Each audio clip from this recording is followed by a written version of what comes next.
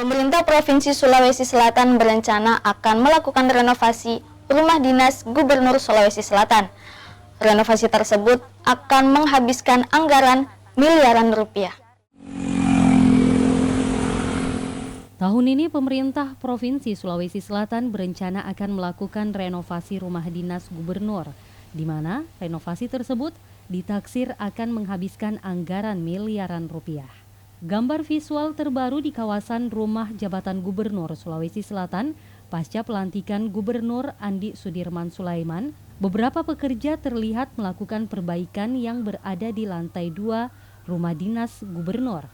Bukan hanya itu, terlihat sederetan mobil bus milik pemerintah Provinsi Sulawesi Selatan, serta mobil dinas pemadam kebakaran berjejer rapi di halaman rumah dinas tersebut.